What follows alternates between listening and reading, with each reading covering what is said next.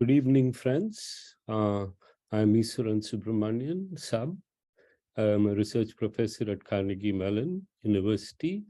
I'll be your host today for this lecture.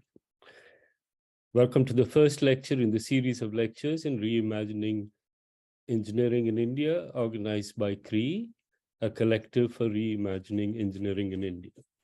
CREI is an informal organization devoted to promoting reimagining engineering in India, involving business, industry, public policy, technology, academia, and civil society. The initial activity of the organization is a periodic, monthly, or fortnightly internet-based seminar in which members and invited guests participate to actively share their ideas, attempts, and results of rejuvenating engineering in India. Over time, we expect to add other activities and other ways we can achieve the objective of facilitating the development of engineering innovation and leadership in India. This is the first of the series of lectures, and Professor Sudhir Varadarajan from IIITDM, Kanchipuram, will be giving the lecture on design-centric engineering in IIITDM, challenges and learning. The next lecture is by Professor P.M. Rao on March 1st from IIT Delhi. It's the reimagining engineering as a verb, not just as a noun. For today's lecture, I'll repeat the topic: design-centric engineering in IIITDM, challenges and learning. Professor Sudhir Varadarajan is presently the head School of Interdisciplinary Design and Innovation at the Indian Institute of Information Technology, Design and Manufacturing, Kanchipuram, an institute of national importance under the Ministry of Education. He has been associated with IIITDM Kanchipuram since 2015 and is involved in shaping the interdisciplinary design and entrepreneurship curriculum and the incubation and innovation system. He's also the founding director of Made It Innovation Foundation, a design-driven technology business incubator, a Section 8 nonprofit company. Sudhir Varadarajan's approach to design and innovation is grounded in 2 decades of action research experience in facilitating strategic change and innovation and playing leadership roles in 2 of the top 5 Indian IT service firms. He is the author of a book entitled Managing Nothing, a narrative inquiry into innovation and leadership in the IT industry, where he draws attention to the importance of everyday micro-interactions in dealing with paradoxical issues relating to innovation. He holds a PhD in systems engineering, public system, master's in industrial engineering, and a bachelor's in mechanical engineering. Sudhir, it's all yours. Thank you very much. Thank you, Sub. Good evening and good morning to all of the audience here. So I thank CREI for this opportunity to share the experience that we have had with IIITDM Kanchipuram over the past 8 years. So I'll share my screen and then I'll take about 40-45 minutes to make this presentation. In case you have any comments, questions, please feel free to put it on the chat. We will take it up once we finish the presentation.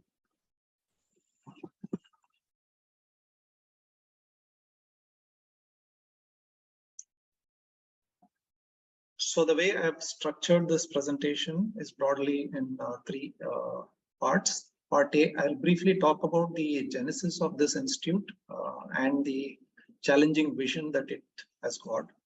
Second, I'll talk about the first iteration that we went through in terms of developing this interdisciplinary design-centric program at an undergraduate level and at a dual degree level.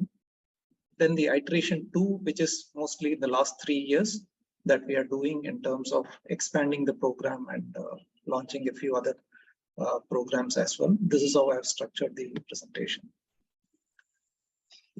So if you look at the history of how IIITDM Kanchipuram came into place, it has its roots in some of the trends within the country as well as global. So one is the expansion of the global IT outsourcing industry that happened in the 1990s in India led to a lot of need for talent for the IT industry, and much of the industry was relying on the engineering work for engineering talent coming out of the academic institutions as one of the major feeders for the IT industry. But at the same time, there was also a challenge in terms of looking at the competitiveness within the manufacturing sector. And one of the things that emerged from the expansion of the IT industry was the formation of the two first institutes called the International Institute of Information Technology at Hyderabad, and then later at Bangalore in the late 1990s. And these two institutions came from a public-private partnership model.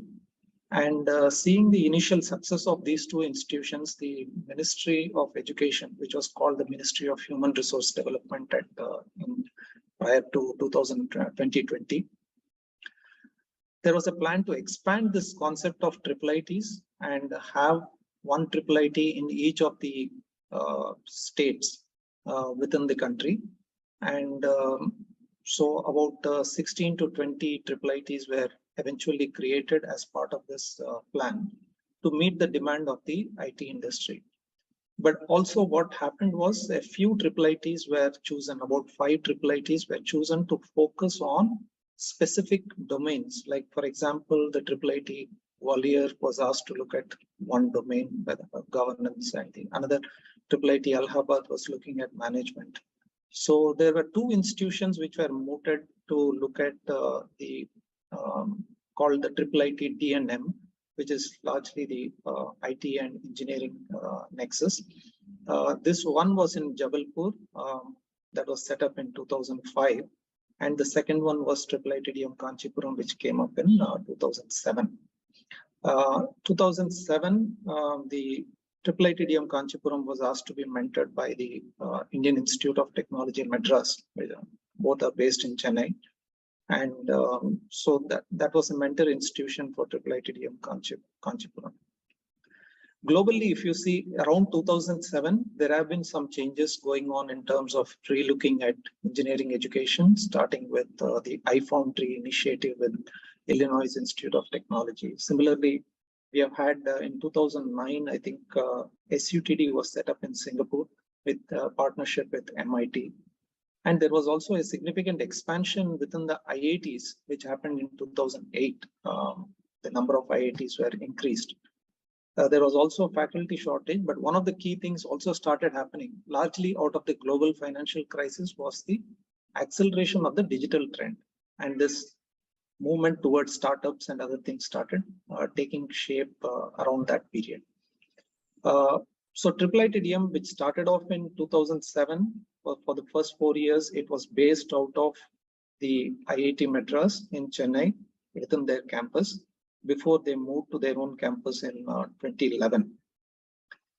So the institute initially started by launching what was called an interdisciplinary engineering program in 2009, where within the 3 streams, mechanical, electronics, and computer engineering, there was a kind of flavor of mechanical students studying a little bit of control systems, electronic students studying a little bit about software, or computer engineering students studying a little bit about hardware. This kind of mix was brought into the program in the 2009. And if you look at, there were also a few product design and management courses were added. In total, about 10% of the curriculum used to be for product design and humanities and management. In 2014, there have been significant changes also happening in the wider ecosystem, where publications like the Whole New Engineer, which showcase the experience of all in iFoundry, those started coming up. There was also a study organized by the NITs, National Institutes of Technology, which was called the Design Spine for NITs, which was done by the India Design Council. And they had proposed a model of incorporating a set of courses within the engineering program so that engineers get an exposure to product design. So similar initiatives in 2015, we have had the National Institutional Ranking Framework, which came up. Then there was a focus on implementing teaching learning centers, design innovation centers in several institutions. So these are the trends which were unfolding. And in parallel, if you see, IIITDM Kanchipuram went through a major revision of curriculum in 2014. So the major revision led to almost like 17% credits being devoted to product design and management humanities. And it was also, there was a 5-month credited internship added as part of this new program.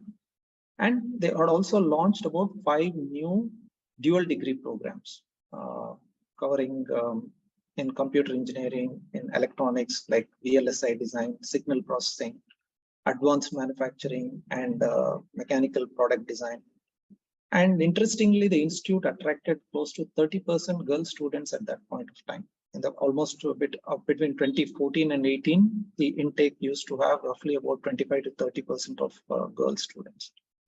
Another interesting aspect was that since the institute was launching a new, slightly reoriented engineering program, the programs themselves are, or the degrees themselves were given new names. So there used to be a bachelor's of technology in mechanical design and manufacturing, and similarly electronics design and manufacturing.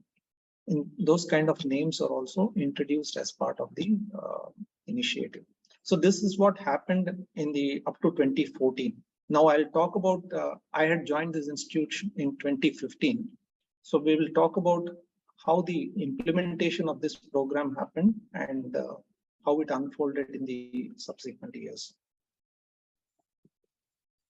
So the 2014 program, when you look at from a pictorial point of view, this is how it looked. The entire curriculum structure was the science, technology, engineering, and math courses accounted for about 83%. Product design and management accounted for 17%. All the colored ones in the red color boxes were the new courses which were proposed and added into the curriculum in 2014. It was implemented from 2015 onwards. From the second year onwards, most of these courses come into play. What you could also notice is that this increase in the product design content was also at the expense of some reduction in the STEM, the number of credits for the STEM courses. So there were already a certain set of challenges that the faculty were facing. One was the reduction of the STEM content. Second is the credited internship was added, a 5-month internship was added as a credited program within the in the 7th semester. Now this also meant that the students will be going out of the campus, and so that also eats into the credit structure in terms of course delivery and so on. A few courses were merged within the professional engineering wherever people felt there was some synergy emerging. So some of those courses were merged into fewer number of courses. The content was rearranged, like for example, fluid and thermal. The similarities were exploited to bring about a course which could cover both fluid and thermal. Those kind of changes also were brought in. There was an element of design which was emphasized in each of the engineering courses. Engineering courses predominantly were analysis driven, but there was an emphasis placed on adding a detailed design element as part of these courses, which manifested into a number of courses carrying the word design in their title. And now in terms of implementation, how it happened, we will speak later. But so at the outset, when you look at the curriculum structure, syllabus, the word design would be very prominent. Almost everywhere you will find the word design, whether it is an engineering course or a product design course and so on. Another aspect or challenge which probably the faculty in the early stages faced was some of the STEM faculty were encouraged to actually teach product design with the hope that they will start embracing the design elements and bring it back into their own engineering streams. With that hope, some of the engineering faculty were asked to teach the design courses. Now, this was also a challenge for people coming with certain background, science and math and engineering background, to absorb a slightly different content and then deliver it and exhibit mastery on that. So these were definitely challenges that the faculty encountered. they had already gone through the first year implementation in the sense of implementing the first year courses. And this is where the I had technically joined in 2015. So this is the situation prior to my joining the institute. So as people started exploring what IIITDM was, both from a faculty point of view, students and external stakeholders, whether it is companies and so on, a lot of questions started coming up. So in Sanskrit, there is a word called neti neti, which means not this, not that. So for example, somebody used to look at this institute and ask, is it a IIIT? Which means, is it an institute of information technology? Because it belongs to the cluster of institutions which fall under the IIIT Act. Someone else would look at this institute, since it was mentored by IIT Madras somewhere, and a lot of faculty had PhDs from IIT Madras. They would ask the question, is it IIT Madras or is it an IIT? And somebody would look at the design aspect and then say, is it a National Institute of Design? And for each of these questions, the answer would be no, not this, not that. Then what is it? So this is the kind of initial challenges which started emerging. And the degree names themselves had difficulty in the market, because some of the industry is used to taking people with a certain degree. And when they see a new degree coming in, they need to make sense whether, is this what you call as mechanical design and manufacturing? Is it same as mechanical engineering? So these kind of questions. And then a bigger question was, where is this institute? Because the name Kanchipuram is tagged to the title of the institute.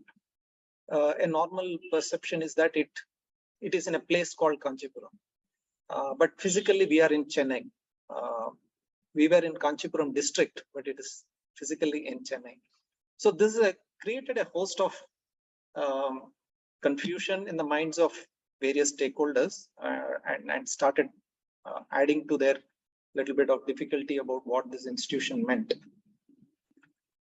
And added to that, if you bring in the various permutations of how these words might play out in terms of information technology, design and manufacturing, the complexity only increases and also leads to multiple interpretations, right?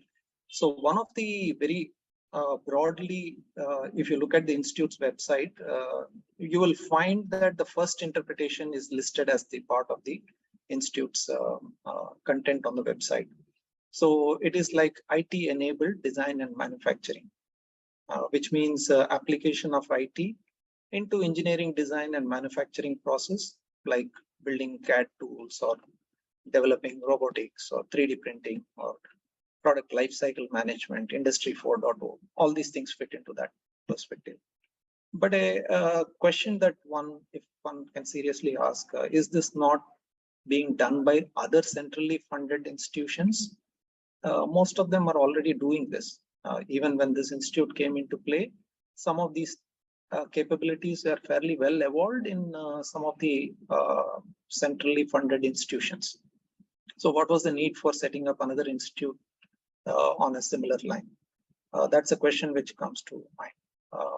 Second aspect is there is another interpretation one can look at is this institute meant for building IT, which is both hardware and software, that is unique to India's problems, right? Or to foster what is today called as Digital India movement and so on. But if you closely again ask the same question, aren't the computer science departments in existing institutions or the other IIITs meant to address this problem? And some institutions are doing this. Some departments, computer science department in IIT Madras has developed the Shakti processor, which is an indigenous microprocessor. Similarly, there are some groups in institutions like IIT Bombay which are working on local language computing, which is called as Indic computing. And so there are few initiatives like that. But again, is there a need for another institute to just focus on these aspects? That again is a question mark. Then comes the third one, which is a little more broader interpretation of this whole concept. which is essentially how is one able to leverage design and information technology to improve competitiveness of Indian manufacturing, make it more knowledge intensive, and at the same time explore what is called Indianness in design or Indianness in information technology or manufacturing. So it is both for India and by India. That is the theme which emerges when we look at the third bubble at the bottom, or the picture at the bottom. Now this particular theme is actually subsumes the first two themes. And today, if we ask the question, is there any central institution which is actually looking into this problem and creating a talent base for this kind of integral vision? One can say that there may not be, right? But the counter question also comes is there really a need for this kind of institute? Is industry really desperately looking for this? That's also a question mark. So what emerges from this is when you look at the original document, the project report of this institute, it had elements of the first and the third, right? So broadly, this third vision in a way closely relates to the original document, but it's a very steep challenge for a faculty or departments in any institution. It's not an easy challenge to grapple with. It's an extremely steep challenge, especially for when you're creating a new institute and expect that institute to build this entire brand. So that's in a way, I'm painting the picture of the kind of context or the vision, the complexity that is there within the vision of this institute. Now, this is where the first cycle of implementation started happening. In 2015, there was a situation with the institute for certain reasons where there was a freeze on recruitment of regular faculty or the tenured faculty, and they were forced to look at the contract or visiting faculty at that point of time. Between 2015 to 17, there was a situation of that type. And therefore, they had reached out they had put in advertisements. And what happened was a few people joined with largely industry experience during that period. So between 2015 and 17, we had about 8 to 10 people joining the institute, and most of them came with strong industry experience of at least 15, 20 years of industry experience in areas like product development. This happened in a way, like some of us, like for example, I joined and then I brought a couple of people, and somebody else joined, they brought a couple of people. Like that, it happened. But that was one very important factor in the implementation of this. Then second thing which also started was, once some of us started working on these courses, especially the third semester course called Systems Thinking for Design, we started introducing the problem-based learning method for a couple of reasons. One is the concept itself. The institute's motto says learning by doing. So it is trying to explore that institute's vision of or a pedagogy of learning by doing. Second is, these were also large classes. Like for example, this class strength, the entire batch was about 240 students intake at that point of time. They were split into two batches of 120, but 120 students you need to handle through this model. Just a teaching model will not work. And therefore, when we adopted a problem-based learning model, there were a lot of challenges in terms of how do you structure the teams, whether you should start defining a problem and so on. But what we took as an approach was not to get into this problem definition, or rather giving a design brief. We started with saying, let's use this to help students to do the design research as part of their thing and identify, depending on their domain of interest, identify some problems which they want to work on, and then give an initial shape to that. And that's how this entire course started off. But once it happened, when we implemented in the one semester, we could see a lot of traction from students. There are a lot of energy that students really put in, and also the kind of topics that they identified were fairly interesting problems to look at. Like as a faculty, as a researcher, we may have certain perspective towards what is a problem. But when you ask students to look at what is problem from their perspective in what they are experiencing every day, we could find a fairly very nice variety of problems which had come up. Right? This gave us a lot of confidence that maybe there is some value in doing this. And it so happened that when we went to the next semester, when the fourth semester, there was again a shortage of faculty, and therefore some of us had to handle these courses together. Like, for example, I ended up doing this intelligent systems course and sociology of design simultaneously. But when we did these two courses, what we realized was we could drive synergy between these courses. So by keeping the problem constant, the student has identified a problem in the previous semester, but helping the student to explore that same problem through these new courses.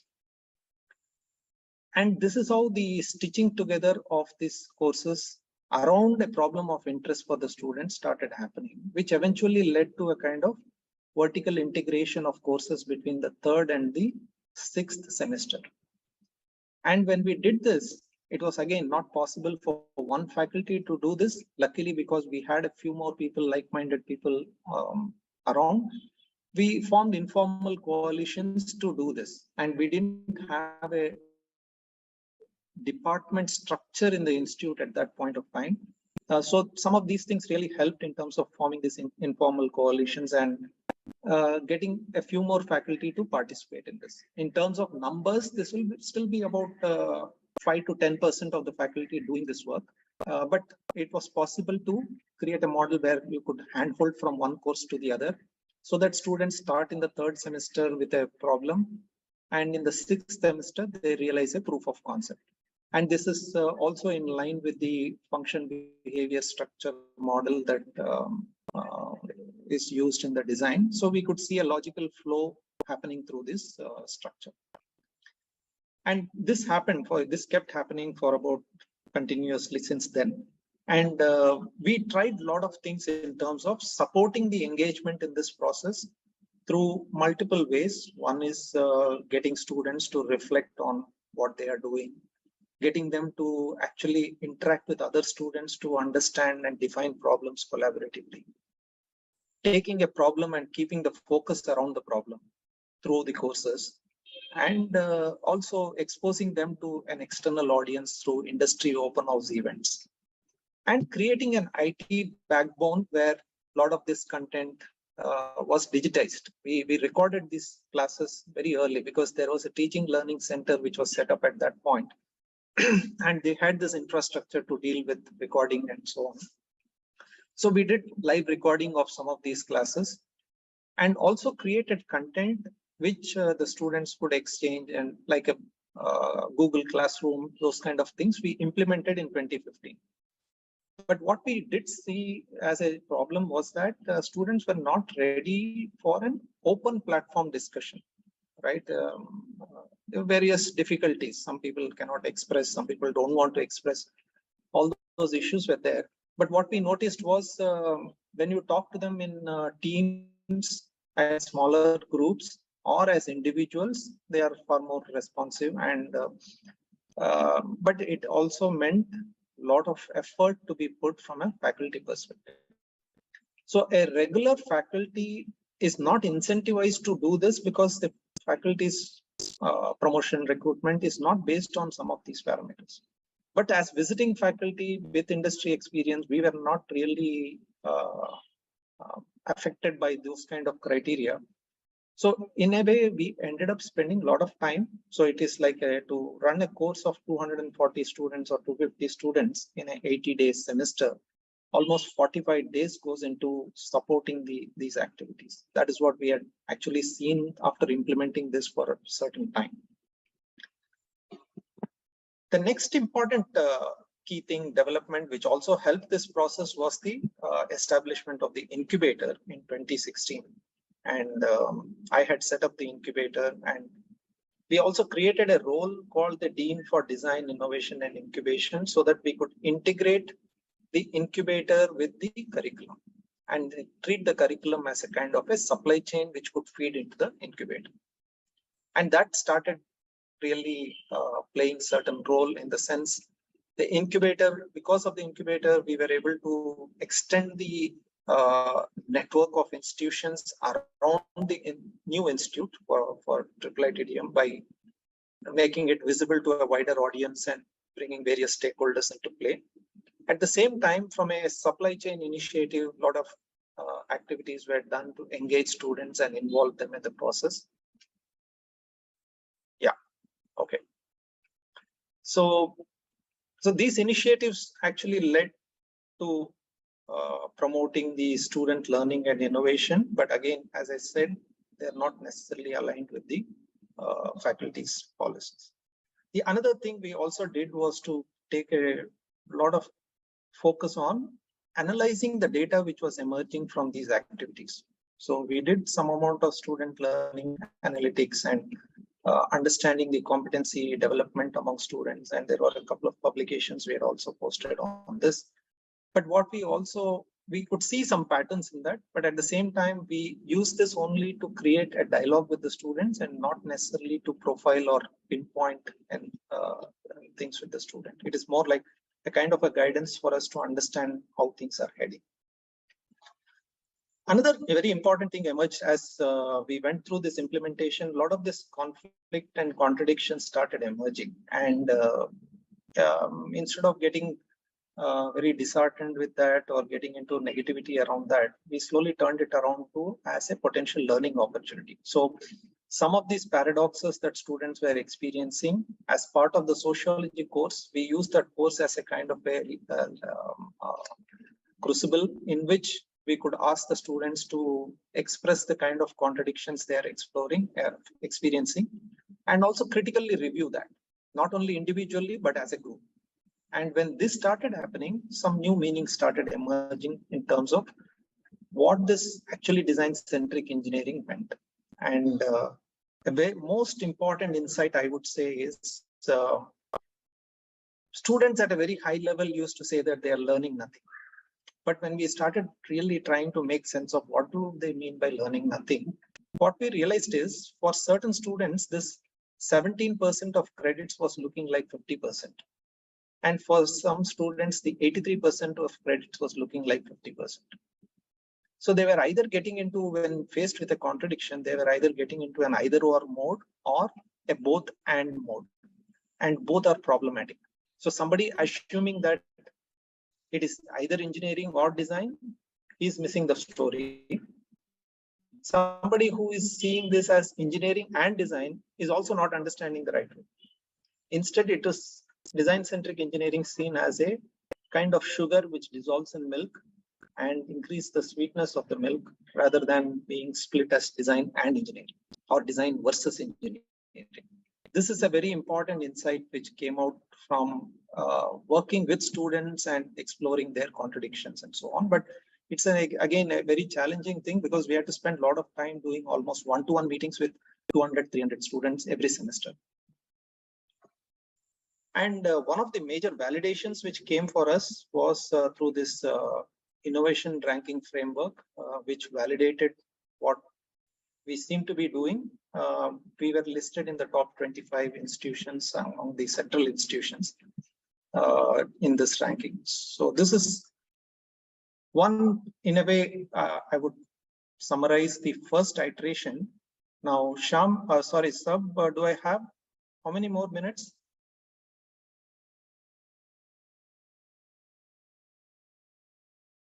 You can have 10 more minutes.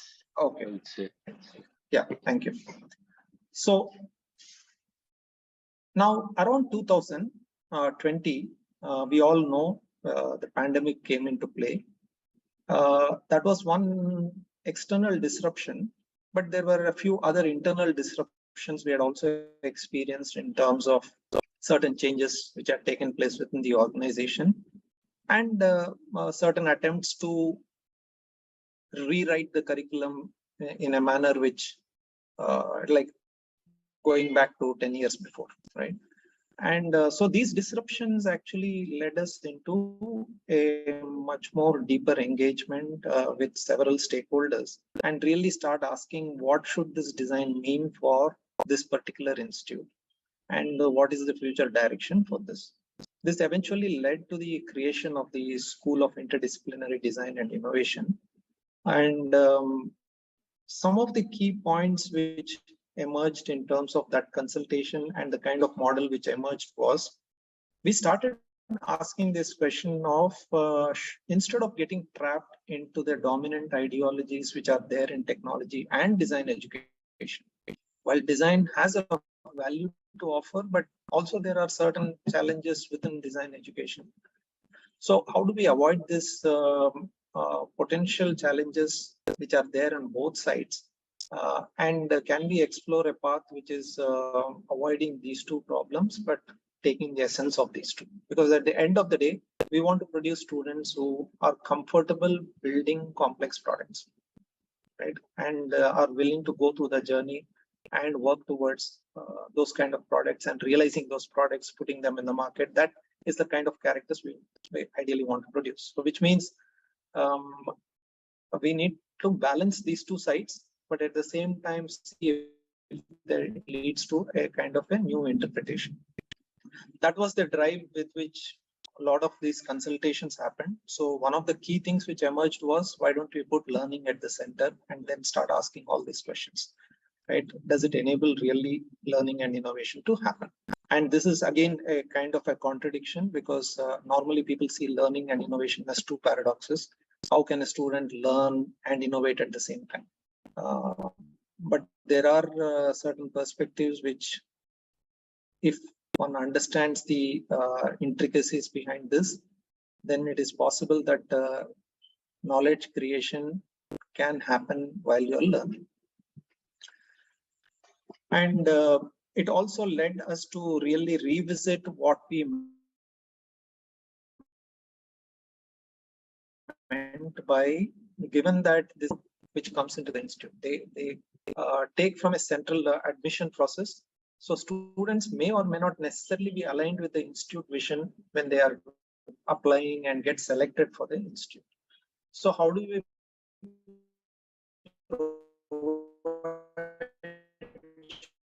choice for different students who are coming at the mandate of the institute? So we eventually identified three clusters or three categories of students that we might be nurturing. One is what we called as BTechs or engineers who have a basic orientation towards product design.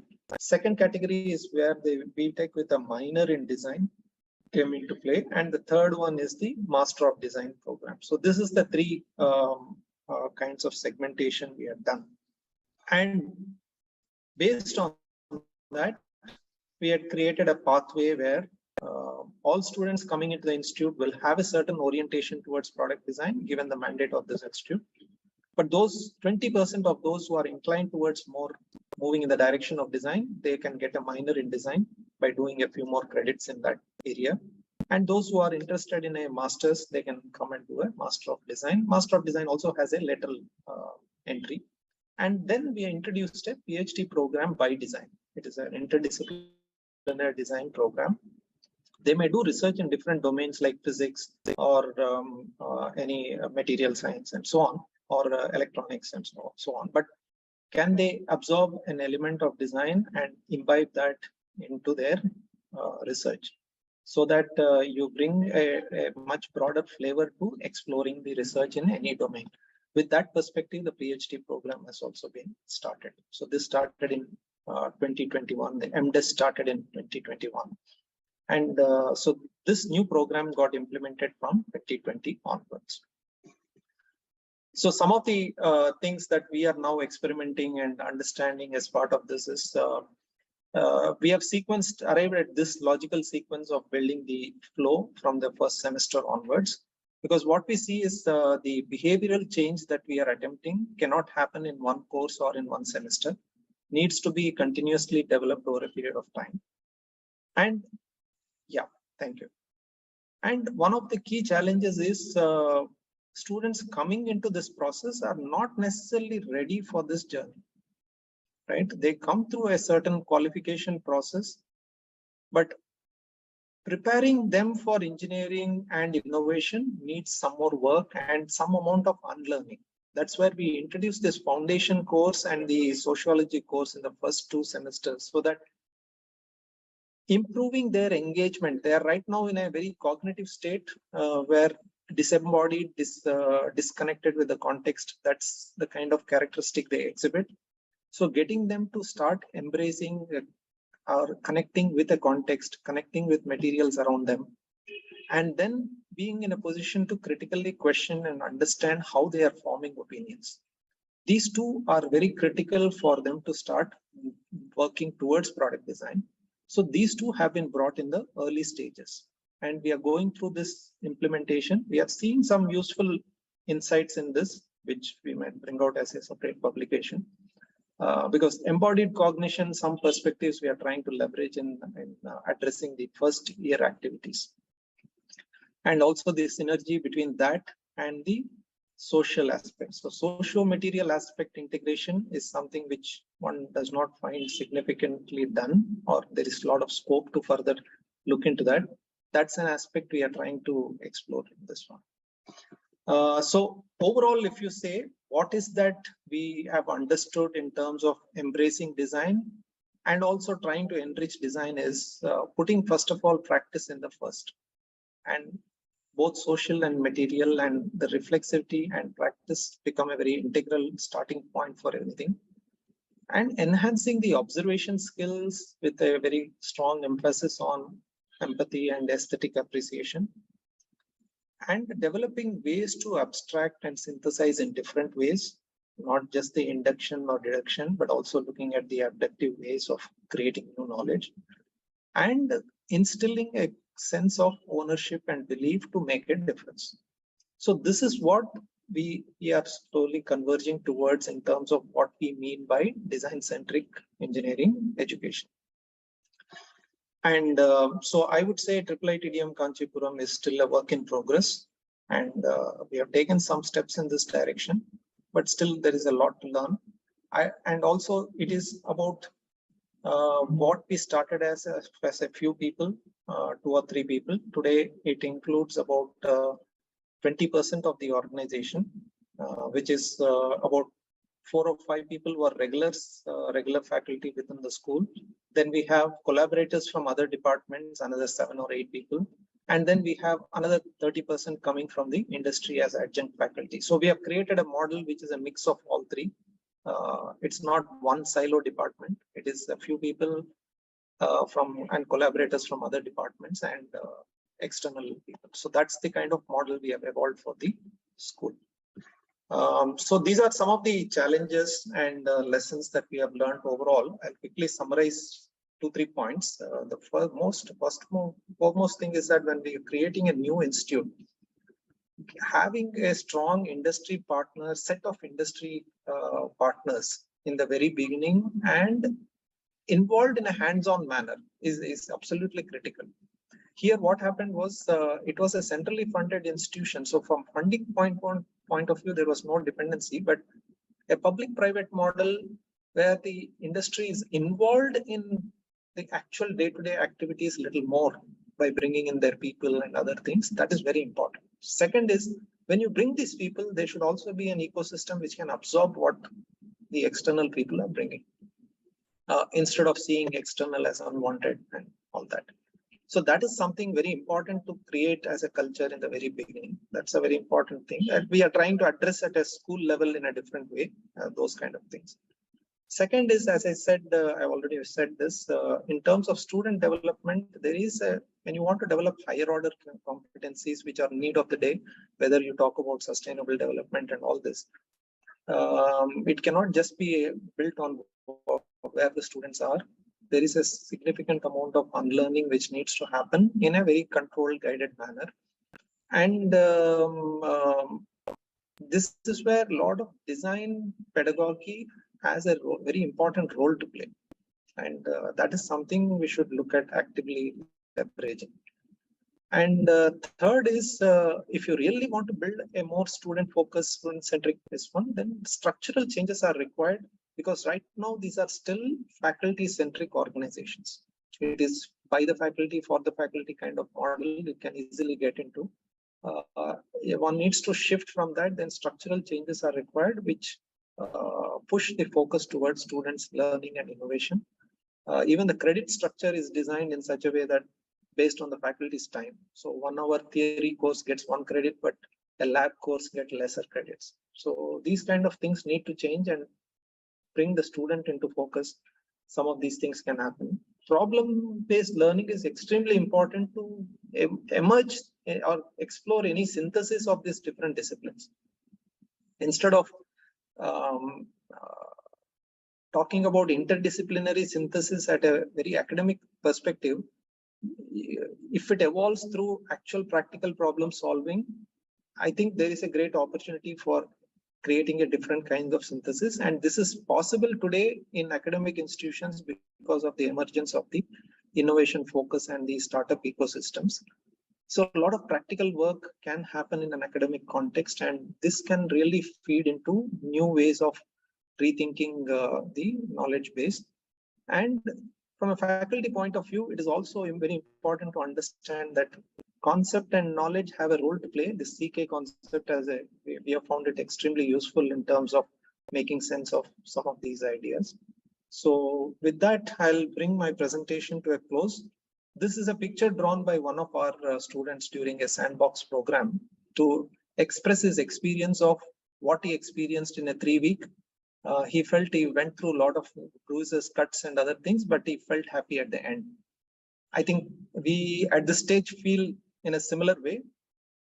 It has been an extremely grueling and difficult process, but every time we relook and synthesize and relook at this experience, it gives us a little more energy to keep moving. So thank you again for Sub and Sham and the CREI community for this opportunity, as well as keeping our fires burning.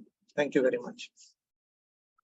Thank you, Sudhir. I wanted to mention, I think I made a mistake. I said Collective for Reimagining Engineering Innovation, not in India. So the first question said, should there be India focus? Actually, it is not necessarily India focus as far as the lectures and the debate is concerned and the implications. So that was the first question.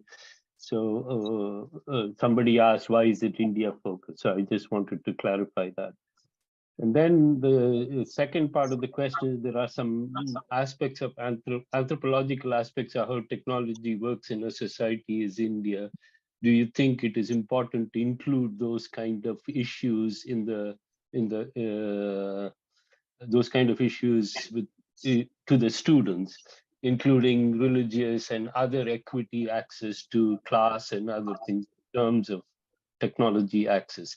Should those topics also should be introduced in their curriculum?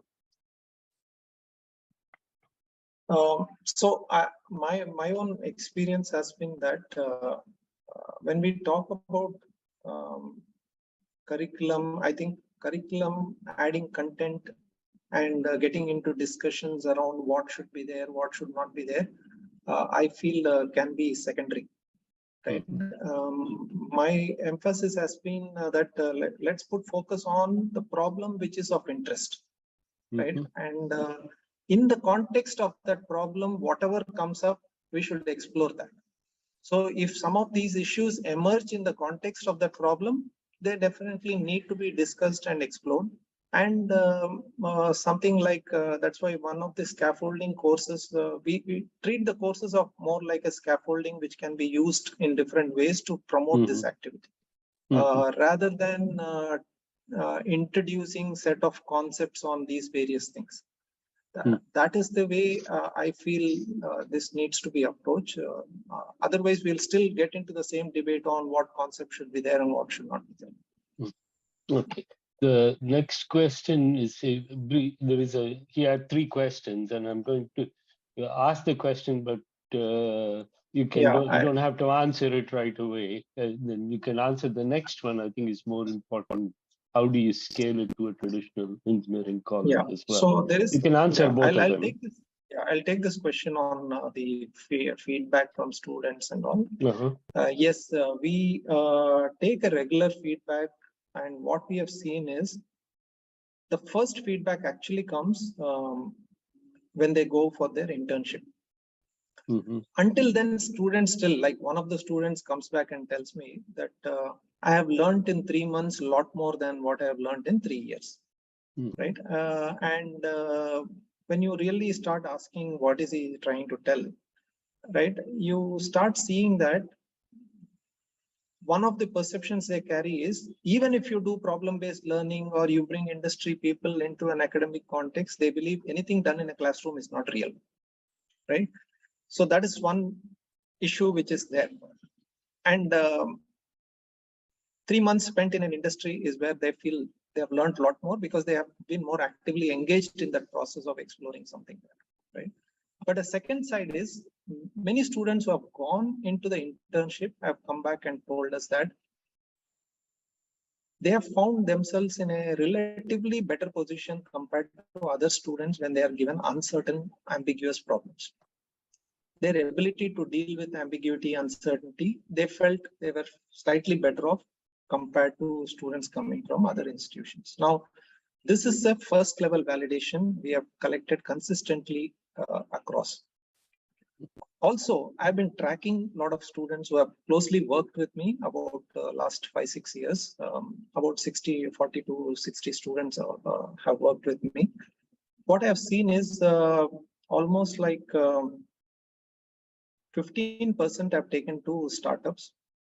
About 20% have 25% have gone for their jobs, and another 15-20% have gone for higher education.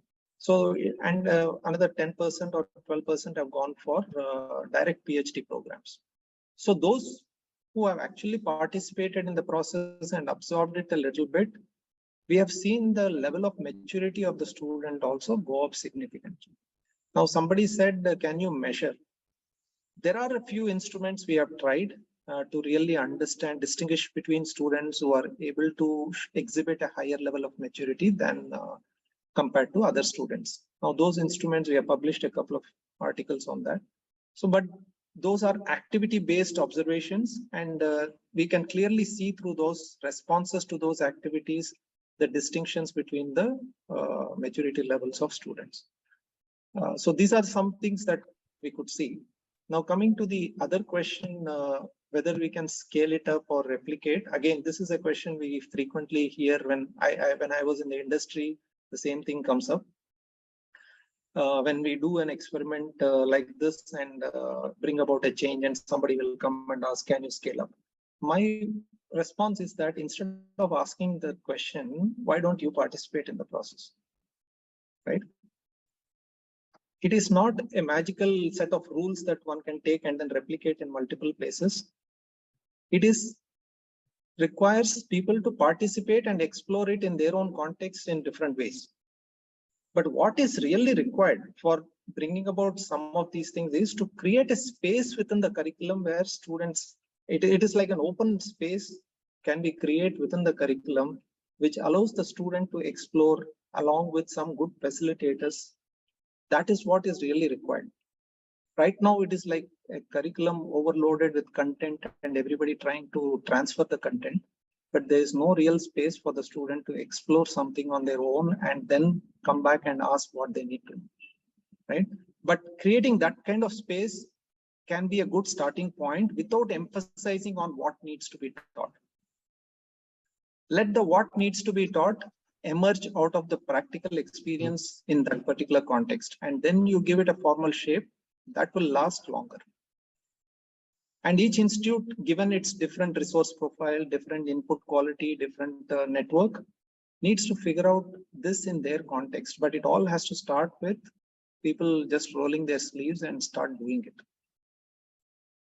So that is what I would say. It is not like a magic mantra or something. Somebody puts 4 rules and everybody follows. It may not work like that. Go ahead, and you have access to the chat anyway.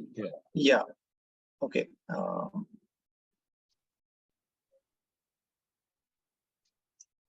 There's a question on challenge-based learning, ill-defined this thing. Yeah. See, we have taken an approach of broadly taking Just to problem-based give you a learning as. remark, Fredo is from TU Delft. He runs a product design program, and he's remarking on your talk. Yeah. Yeah. So, Fredo, the what we have done is we didn't get into the specific definitions of starting with the design brief. Right? In fact, the third semester course, we said doing design research itself is part of a problem-based learning. Let the student explore. First of all, as a group of collective students, create a mechanism where they can identify what is their domain of interest. If they are interested in doing something in transportation, then let them go through the process of doing a design research and coming up with a design brief. That itself, we made it as a first course that they went through. And this is very challenging for most students because they're not trained into this process, and it's very easy for them to get distracted and lose interest, and all that can happen. So this is where the facilitation process is very important. And the faculty may not be an expert in all those things, but still, if you have people who can just manage that process and keep the students to keep focusing on certain things and help them navigate that space without necessarily spoon feeding, that is of significant value. And when we did this in the first 3 batches, we could find very interesting problems coming up from the students' perspectives. Mm-hmm. Right, which from a faculty point of view may look like they don't even know the basics. Why are they talking about this? But if you explore what they are saying in different, like I'll give you a simple example of one of the quirky ideas that came out when we conducted a competition around space debris challenge. This was done along with the ISRO. So when we posted this question, one student, most of the students were looking at solutions where you will catch the debris and bring it back, right? But one student came up with a view saying, why should I bring it back? Why can't I just push it into a different orbit? Space is huge, and why should I waste my time bringing everything back? And why can't I push it into a different orbit? Now, practical realization of this, there could be a lot of challenges, but the thought process of a student to explore something new, and this is a first year student, right?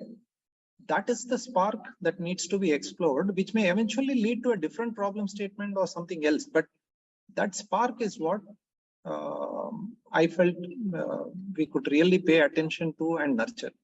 And so that is the view we have taken as far as the problem-based learning is concerned. And some of the success stories, I wouldn't say major success stories yet, but through this process, we have seen at least 8 student teams coming into our startups in the last 3 years. And most of them, since they have already spent about 3-4 years nurturing this right from the idea stage, problem stage to idea and all that, their commitment to explore this startup journey appears much, or resolve to explore this much appears much stronger. So that is something we have seen. But still, there are lots of problems, lots of difficulties, and all those kind of things still exist. If there aren't, yeah, there is another new message. I think everybody would like feedback link, and Umang is preparing a feedback link, and he'll put it in ASAP or send it to you by email so that you can provide feedback. Thank you very much, Sudhir, and it's been a great lecture, and the responses have been great. And I think this is the beginning of a journey for us to bring all the different perspectives from different parts of the world, as well as different experiments in India. And our next lecture is Professor P.V.M. Rao. I mentioned it is on reimagining engineering as a verb and not as a noun, or design as a verb and not as a noun. So I hope you will join us again, and we will send out the invitation soon for that to all of those who have registered. And those of you who are interested in CREI, please send us an email so that if you are also doing some experiments in engineering education, we would be very happy to have you present your approach. As Sudhir said, not only an open space for education, we need open space for imagining our future engineering and innovation. And I hope you will all join in this endeavor, and we look forward to your participation in future lectures.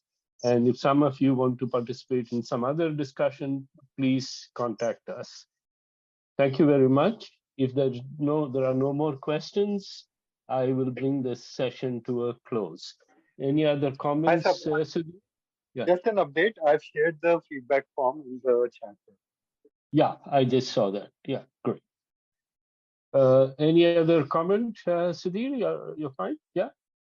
Yeah, I'm fine. I just had one observation. Somebody mentioned about why India specific.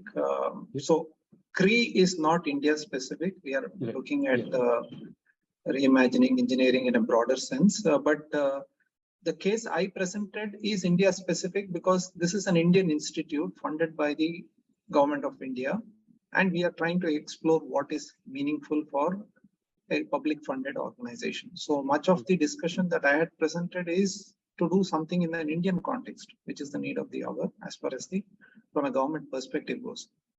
Yeah. Yes, thank you for clarification. I made a mistake in the beginning. I said reimagining engineering in India when I introduced. It's actually engineering innovation. Shyam pointed out. Thank you for the clarification. Thank you very much. It has been great having you. Hopefully, you will invite other friends of yours to participate in these lectures. And all of you have a good evening, and thank you very much.